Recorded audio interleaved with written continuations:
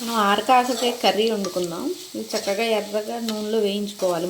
చిన్న చిన్న ముక్కలు కోసి ఇవి బాగా వేగిన తర్వాత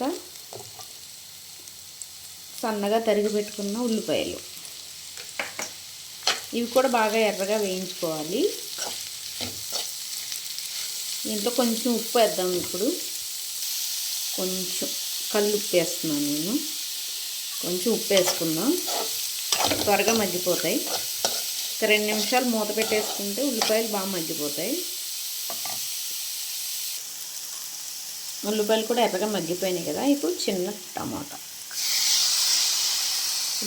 యాడ్ చేసుకుందాం.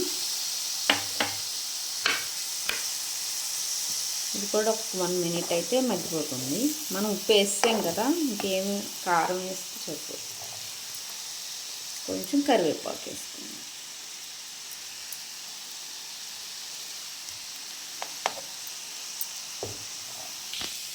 టమాటా కూడా మగ్గిపోయింది. ఇప్పుడు ఒక స్పూన్ 2 స్పూన్స్,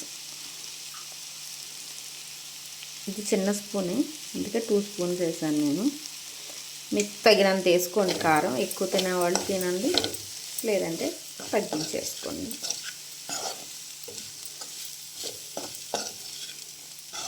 ఇది బాగా కలిపేసిన తర్వాత కొంచెం చింతపండు పులుసు పోసుకుందాం.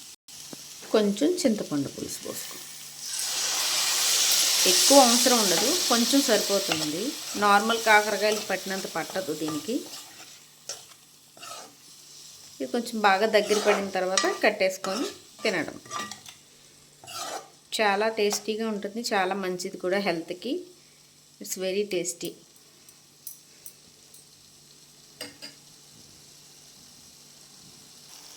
దగ్గర పడిపోయింది చూడండి, మొత్తం ఎగిరిపోయింది కదా. ఇప్పుడు సర్వ్ చేసుకొని తినడం. Thank you.